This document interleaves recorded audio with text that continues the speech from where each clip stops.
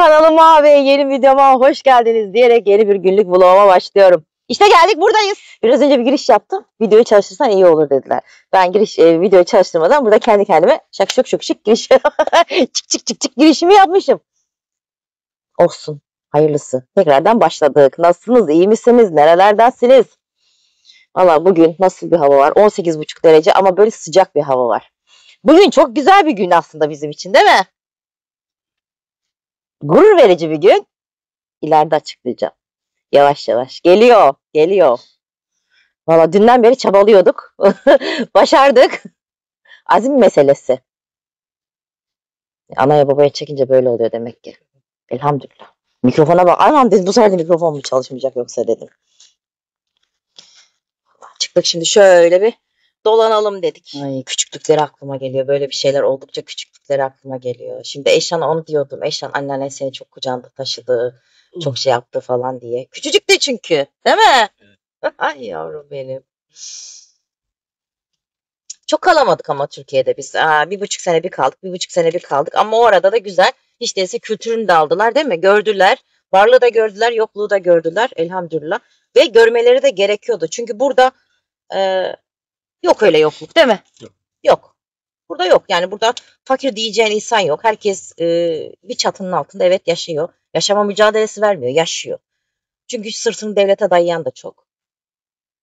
Ama Türkiye'de gerçekten yani mücadele veren insan çok. O yüzden ilk başta biz gittiğimizde Oğulcan'ı nereye yazdırmıştım? Koleje yazdırmıştım. Bir hafta gitti, 2 hafta gitti, 3 hafta gitti. Ana! Birinci sınıf mıydı? Ana sınıf. Birinci sınıfta. Birinci Bir sınıf. tavırlar bir değişik Oğulcan'da. Şimdi okula giriyorsun. 2 tane öğretmen karşılıyor. 3 tane öğretmen okula, sınıfa götürüyor. Oğulcan'da bir havalar. Şimdi başladı markaların isimlerini söylemeye, bilmem neye falan filan. Ha dedim, bu böyle olmayacak. Eşime hemen dedim ki olmuyor böyle. Hani buradaki şeyden daha tık yukarıda bir şey oluyor okullar. Değil mi? Burada bir de alışmış oldu. Hani burada marka şey falan insanlar çok gitmiyorlar. Hani okullarda, şurada burada falan. Yani çocuklar arasında o kadar çok şey yok. Ama Türkiye'de çok herkesin, yani Türkiye'de yaşayanlar da bilir de, yurt dışında yaşayanlar da bilir zaten. Türkiye'de biraz farklılık var. ilkokul çocuklarında başlamış yani. Yani öyleydi ki bu bahsettiğimiz kaç sene... O ne? Trafik. Gerçekten mi? Biz öbür taraftan gideriz. Gidemeyeceğiz. Nasıl gideceğiz? Neyse. Christmas alışveriş şeyleri.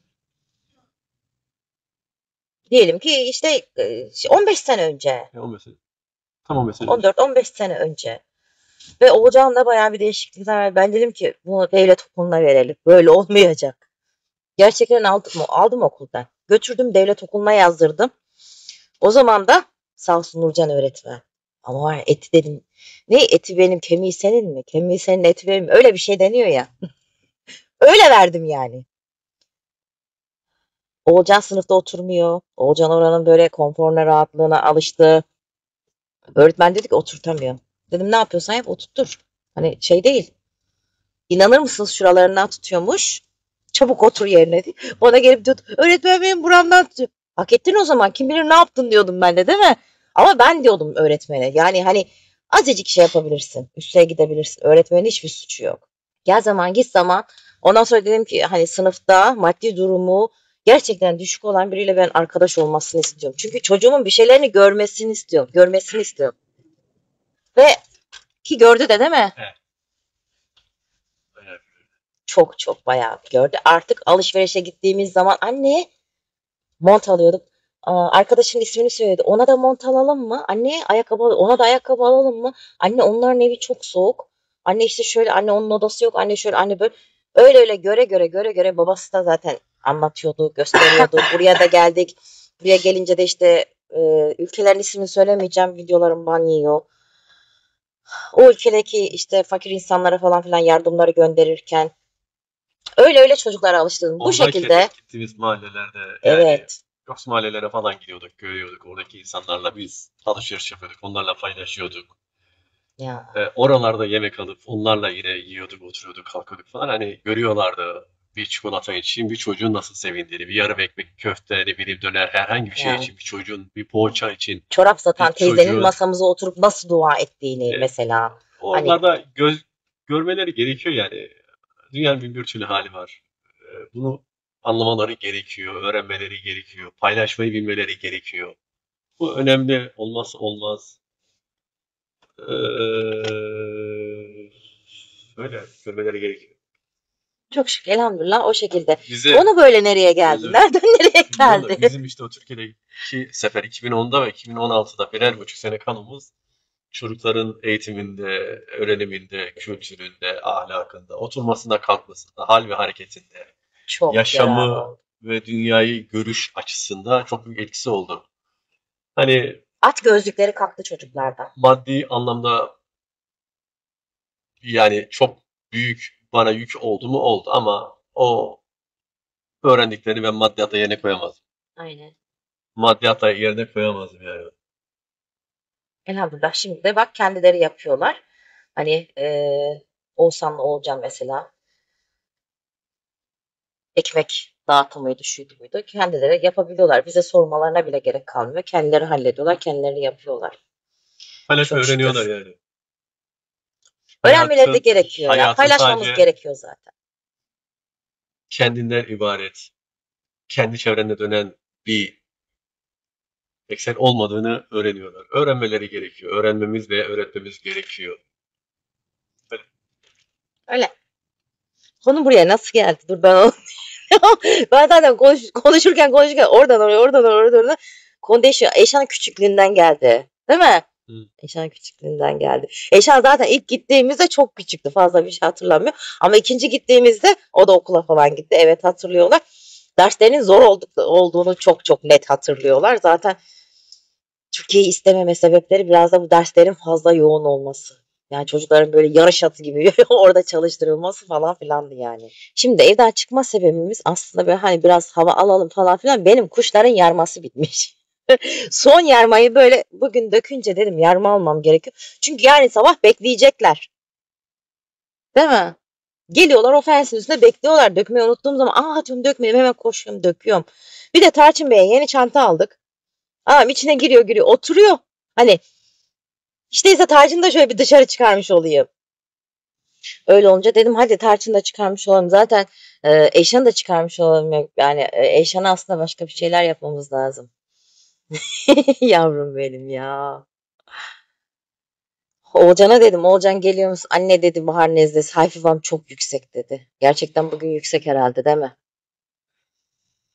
Hava gene basık şey. Bahar nezleleri başladı. Bahar gribi, bahar nezlesi diyorlar işte burada. O başladı. Çok kötü burun akıntısı, göz kaşıntısı. Ağız yüz resmen akıyor bir de böyle şişiyor. O çok kötü.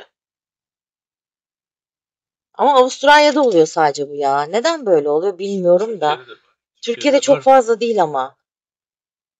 Burada daha çok insanlarda. Evet, yüksek demek. Yeah. Mango mu satıyorlar Eşo? Değilmiş. Bu yolun üstüne bir kere mango satıyorlardı. Kasayla mango aldırdı bana. O hafta içimiz dışımız mango olmuştu. Mangolu puding, mangolu kek, mangolu bilmem ne falan filan değil mi? Dondurma. Mangolu dondurma. Ama aklına ne gelirse mangoyla yaptı ya bize. Kuzum benim. Hadi bakalım şimdi gidelim kuşlara yarma falan alalım. Biraz da böyle küçük bir alışveriş yapalım. Ondan sonra devam edelim. Geldim benim mekana. Hadi. Ozi dedi ki ben girmeyeceğim maç seyredeceğim. Onun çok sevdiği bir şey maç var. O başlamış. Onu izleyecek. Boksing maçı. Evet boksing maçı. Boksa da ilgi duyuyorlar zaten. Yapıyorlar da. O yüzden onu izleyecekmiş. Dışarıdayım dedi. İyi dedim Tarçın da seninle dursun o zaman. Hadi ben bir dalış yapayım. Geldik. Gözüme çarpan ilk bu oldu. Enjoy. Enjoy ne demek demişlerdi geçen de bana. Keyfini çıkartmak anlamında oluyor. Hı. Babaannenin peynirinden. Almış. Herhalde her babaya başlar. Ay yok. Ben bilemedim senin aldığını. Tatlı sucuk alacağız. Eşo sos istiyorsunuz mu? Şu sosisli bir şeyler. Tost falan da yapıyorlar ya. Yoğurdumu zaten evde kendim yapıyorum biliyorsunuz. Zeytinim var. Buradaki portakal suyunu istemiyordum. Değil mi? Ha. Buradan yumurta. Geçen şundan aldıydım. Bundan alalım mı 2-3 tane? Hadi bundan da alalım. Değil mi? Ona da bakabiliriz. Bu 800 gram. Jumbo diye ya. Siz jumbo yiyorsunuz diye. Şimdi. Hurmaların güzelliğine bak ya.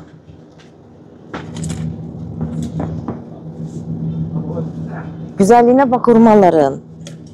Teyze hurma alacak herhalde. Ne bileyim. Geç teyze al. O şimdi ne gösterdim diye. Bakıyor bak harbi hurma alacak. Reklamın iyisi kötüsü olmaz. Boşuna dememişler değil mi? Aynen. Krema mı? Ketçap var, mayonez var. Buradaki çoğu şey helal zaten. Şey koymuyorlar. Tuz var. Eşo. Başka? Bir şey daha alacaktım. Ne alacaktım eşo? Yarma alacağım. Öbür tarafta kuşların yarmasından yok. Bunlar istediklerinden var mı eşo?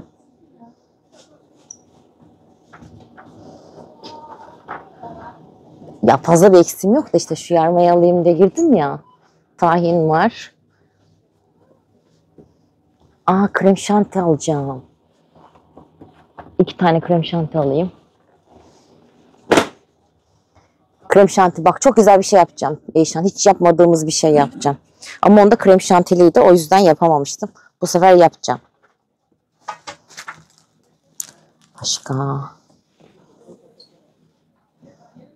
Şöyle geçelim.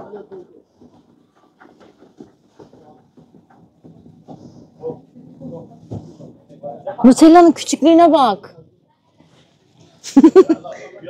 Güzelliğine bak şuna. Bak bu peynirler de güzel aslında biliyor musun? Krem peynir.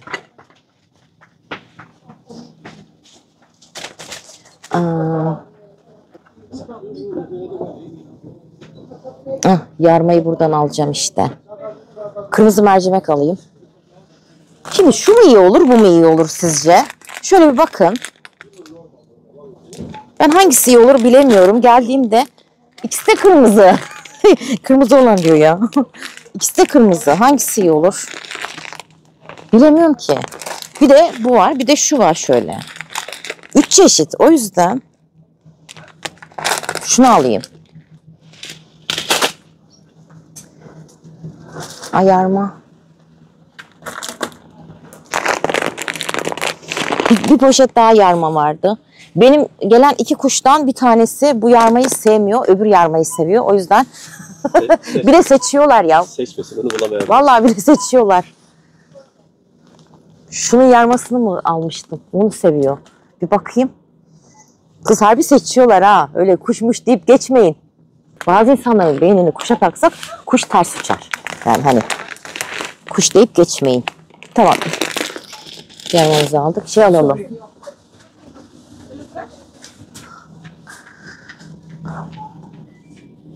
Şuna bak. Bu ne? Bak bakla gibi. Bakla mıydı kız bu? Hepsine beans diyorlar. Baksana bu da beans onlara göre. Biz değişik değişik söylüyoruz. Bak bu da beans. Ama işte şey onlara göre her şey beans. Bak bu da beans. Bu çok güzel Eyşan bu. Buna ne yapıyorlar ki? Tipe bak. Şimdi ben Eyşan'a böyle gösteriyorum. Eyşan gördüğü zaman şey yapıyor. Bir tane nohutla. Fıstık da alır mısın? Bir nohutla bir tane fasulye alacağım. Bunları normalde açık alıyorum. Öbür shop'tan alıyorum ama şurada da var fasulye. Ya bilemiyorum ki ya. Şurada fasulye ona bakarsan. Kocaman kocaman bunun fasulyesi Eşo. Ben küçük alayım. Küçük alayım. Nohutlar. İşte burada çeşit çeşit olduğu için ben seçemiyorum ya. Seninki burada da var. Şimdi çıkartıyordun ya. Bugün aldık mı ondan? Eşo bak burada kavrulmuş kadayıf var mı? Kavrulmuş kadayıf da alalım bulursak. Kavrulmuş kadayıfla size çok güzel bir şey yapacağım. Orada vardır o zaman. Oradan alırım. Kavrulmuş kadayıfla da çok güzel bir şey yapılıyor. Ha. Bakla. Şu Türk pidesinden de alalım mı? Bir tane. Bunlar çorba yapılıyor. Bakla çorbası. Tarifini bilen varsa bana yazsın. Bakla çorbası yapmak istiyorum. Dereotlu bakla çorbası. Şu öbürü.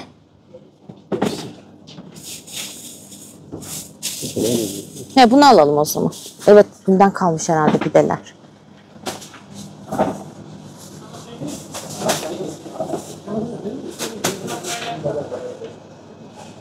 Şu capsicumlardan ikişer tane alacağım. Patlıcan. Vallahi değil mi? Nasıl? Şunu al. Koca. Şey almam lazım.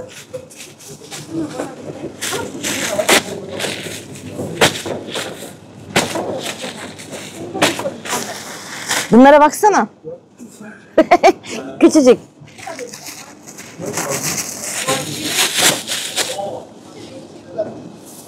Bunlar da kendinden geçmiş gibi ama. Şöyle 3'er tane falan alayım. Çok fazla almayacağım zaten.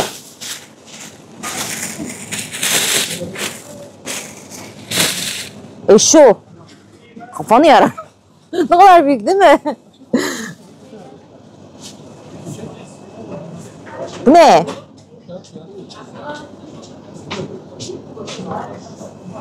Bundan da alayım 2-3 tane. Kaldım böyle. Şöyle geçmem lazım. Good, thank you. How are you?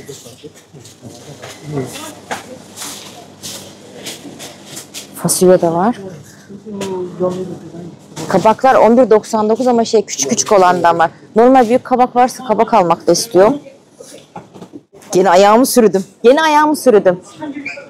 Ne kadar kalabalıklaştılar.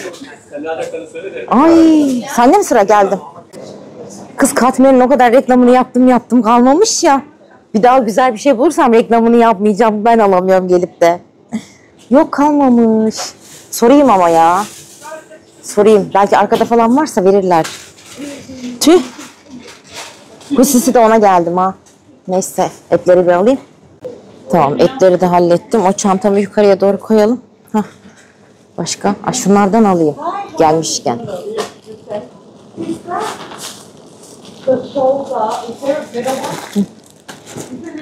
Taktım katmeri. Vallahi. Çekirdek alacağım. Ankara çekirdeği. Gelmişken. Büyük paketi vardı bunların. Büyük paketlerini artık getirmiyorlar. Şuna bak. Bunda var ya, insan dili yara olur ya. Bu ne? Tuzlusuna bak. Ay, komaya girersin. Komaya. Ben şundan alayım. Hadi. Evet, paketleniyor, hazırlanıyor. Tarçın daha bile dışarıda havlıyor. Nerede o? Oh, keyfe bak, oturmuş bir de orada. Niye havlıyorsun sen durmadan? Tipsiz böcük seni. Girdik, bir daha sorduk. Katmer salı günü gelecekmiş. Şimdi şu eczaneye de gireceğiz. Eczaneye de girelim gelelim biz, istersen bunlar buradayken. Evet, eczanedeki işimiz de bitti ve çıkıyoruz. Sonra gösteririm neler aldığımı. Vlogların arasında göstereceğim artık bakım kremlerimi, şunlarımı bunlarımı o şekilde göstereceğim. Hemen aldım şunu bunu falan diye göstermeyeceğim. Şimdi dert oldu, katmer alamadım ya. Katmer bulmaya gidiyoruz. Şurada bir yer varmış, oraya bakacağız. Olmadı, bir aşağısına bakacağız. Hı? Yolculuk 3 dakika yol uzatıyoruz. Ne olacakmış, geziyoruz. Varsa evet. alırız, yoksa kısmet. Yoksa mesela bir yerde var, 7 dakika evet. Hatta Sydney'e kadar gidelim biz. Orada kesin vardır. Tabii. Bak. Orada biz bir şey bulmuştuk ya, ne bulmuştuk? Ekler mi bulmuştuk? İlk defa ekleri orada bulmuştuk. Vallahi İşan çok sevinmişti. Sonra bulduk. Sonra ilk yaptık. Sonra yine bozdular. Sonradan bozdular yani. O yüzden biz bir daha almıyoruz. Artık ekler yapmaya mı başlayayım? Ne yapayım? Onu da yaparım. Allah izin verirse onu da yaparız. Ne olacakmış? Kilosu $60. Kilosu $60 mı? Evet. Eklerin kilosu $60. Altın mı satıyorlar? Ben ilk defa duyuyorum kilosunu. Bekler. Değil Basit mi? bir şey mi sence? Canım hayret bir şey. Nasıl basit bir şey mi ya? Torbaya koy böyle sıkıyor. Pişiriyor içine muhallebiyi sokuyor. Olmayan bir şey satınca 60 dolar oluyor işte. Biraz daha zorlarsan 80 olur, 100 olur. Biz Türkler yaparız. Yaparız. Gerçekten. Biz Ya Türkler götüreyim seni yaparız şurada aşağıda bunu. Yunan pastanesi var, 30 dolara satıyorlar. Ama onların usulünce. Ama sonuçta malzeme aynı. A- Sadece tadı Aynen. farklı. 30 dolara satıyorlar. Bak şurada hemen aşağıda yolumuzun üstünde. Mutlaka bir şey getirdiğimiz zaman değil mi ya? Türkiye'den de getirseler şey de Yok, Türkiye'den getirsin başım gözüm üstüne. Çünkü oradan getiriyor, onun kargosu, yüklemesi, buzdolabı, osu busu her bir şey tamam. Burada unla yumurtayı karıştırıyor işte neyse adını. Şekeri, tuzu, buzu neyse. Yok, ben gerçekten şu an çok şaşırdım kilosuna. Sen bilmiyor muydun? Na. Şok oldum. Evet. Şok oldum. Ben de hasta olacağım. Benim boğazım şurası da şurada az bir şey yanıyor. Eve girince Eve zaten bir girdi miydi zaten herkesi herkese ziyaret etmeden çık. aynen öyle. Bu arada Sydney Road'un üstündeyiz. City'nin binaları görün. City'deyiz. City'ye gidelim madem gelmişken. Tamam, Geldik gidelim. zaten. Geldik zaten. City görünüyor. Kara göründü. Bakın gidelim bir de oraya bakalım. Orada yoksa da bir yer daha var. Oraya da bakarız. Katmer. Bugün Katmer yani. Aşka dertler katmer miydi? Neydi? He, ondan işte. Dolanıyoruz hala. Katmer için. He? Buluruz belki. Kısmet. Aa bak şurada olabilir. Doğru. Aa biz burada girip bir şeyler de yemiştik değil mi? Beşi sen buraya girdin mi hiç? Girmek ister misin? Gel göstereyim bak içerisi çok güzel. Ozi arabada bekler maç seyrediyor. Bak helal damgasını hemen koymuşlar köşeye. Şimdi gireceğim bakacağım. Hadi bakalım. Sen buraya gelmedin değil mi Efe? Eşo gelmedi daha önce. Biz geldik buraya ama. Aa bak top kadayıf olduğuna göre kavrulmuş kadayıf da vardır burada. Kuşlar. Aa kuşlar görüyor musun Eşo? Bak buradan bakacağım. Oh my god dedi bir şey buldu. Ne buldu acaba? Ne buldun? Aa acı cips mi? Çok acı oluyor Eşo. Ben şu şeye bir kavrulmuş kadayıfa bakayım. Var mı? Aa bak burada her şey var. Burada da var. Daha önce buraya mı gelseydik?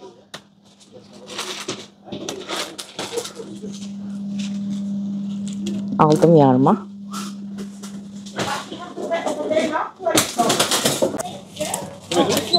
O değil de. Değil mi? Bu olsa en azından yakında buldum. Çok yakını. Ben bakayım hangisi. Dolabı didik ettik ama bundan deneyeceğim bu sefer de. Bilmiyorum. Deneyelim ya. Bir de bunu deneyelim. Normalde bu vardı. Bir de yeşil vardı. Oradaki abi bana dedi ki yeşilini al. Daha güzel dedi. Yani bu böyle değişik herhalde. Bunu deneriz.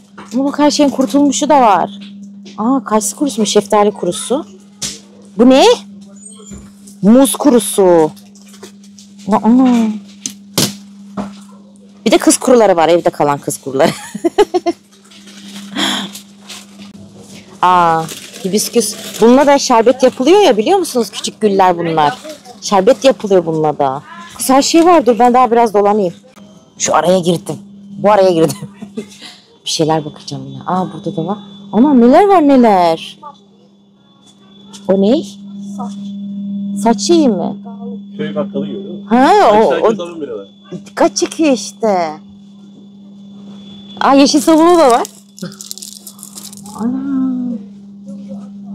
Bak kokular yağlar da burada Eşan. Amralı ince gibi araba.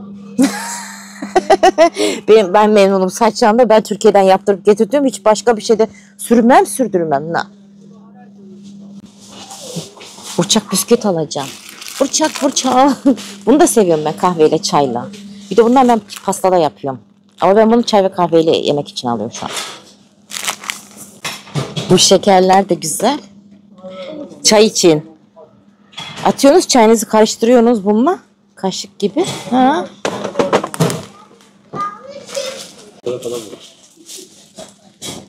şunlara falan. Eski şey bakkallar gibi değil mi? Arkadaşlar harbi şey. Ana şunun güzelliğine bak.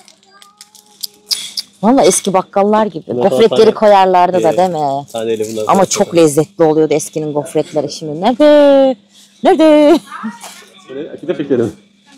Ne ki? Aha bak. Akrabalara verip alıyorduk falan. Patlak top veriyorduk. Eskiden akrabalar patlak değildi, toplar patlaktı. Bununla şey yapılıyor. Neydi bu? Şurup şerbet. Şeylere.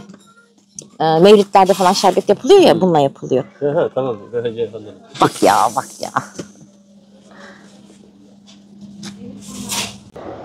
Eşo sevdin mi marketi? Değil mi?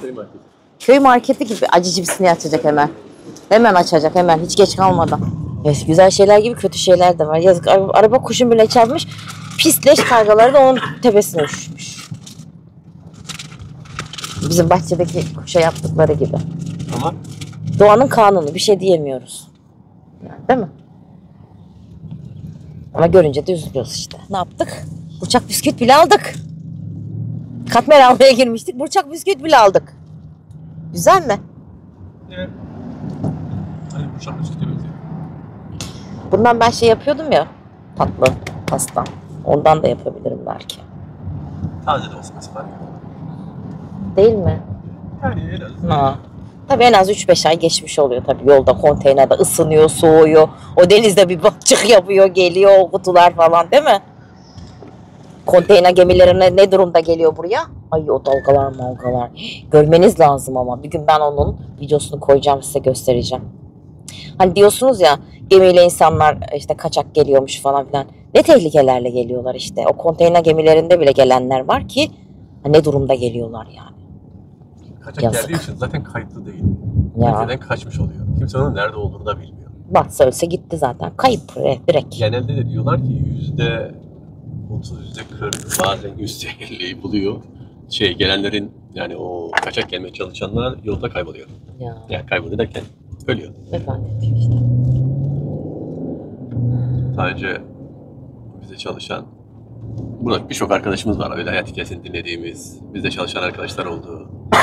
Bir tane Ali'miz vardı, İranlı. O çok anlattı bize. Daha onun videoları duruyor bende. Paylaşmadığım bir sürü videosu da var. Bir hafta denize kaybolmuşlar. Bir tane motorlu sandal, kayık, tekne küçük yani. Hani öyle tekne diyecek şekilde değil anlattı. 70 kişi vardık abi diyor. Abla bacaklarım uyuştu diyor. Böyle oturuyorduk Sadece içinde diyor, herkesin sadece yeri, kapladığı yer sadece bulunduğu yer kadar. Başka ekstra bir yer yok diyor. Bebek falan varmış. Denizde bir hafta kaybolmuşlar. Abi diyor etrafta diyor artık diyor böyle yemek görüyordum, su görüyordum diyor. Hani su yok, yemekleri bitmiş. Normalde 2 günde adadan karşıya geçeceklermiş işte hesaplar öyle. 12 yaşında bir çocuk sürüyormuş tekneyi. 12 yaşında. Yukarıdan hiçbir şey yok etrafta diyor.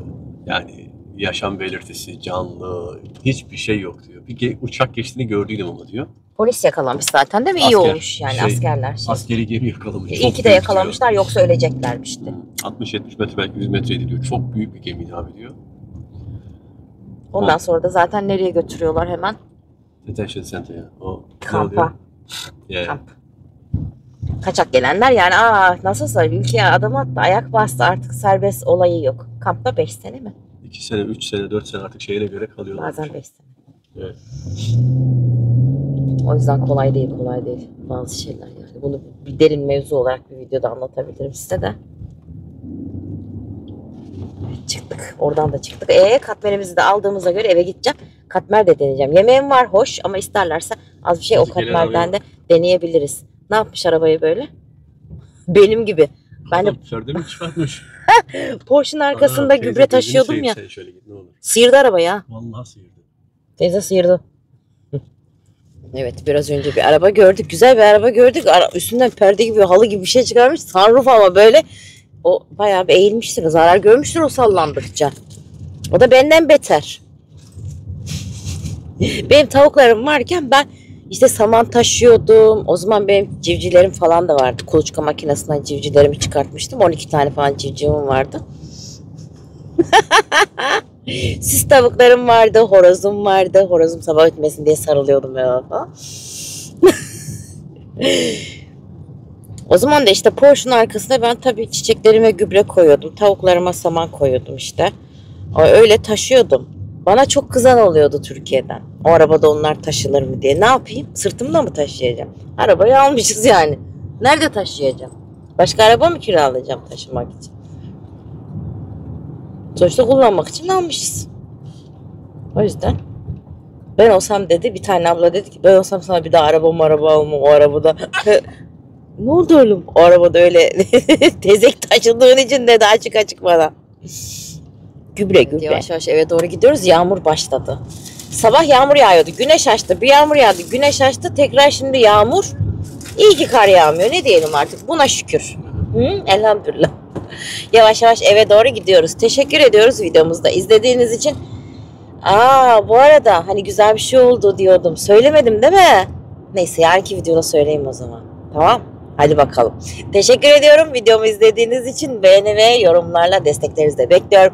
Bir sonraki videomda görüşmek üzere.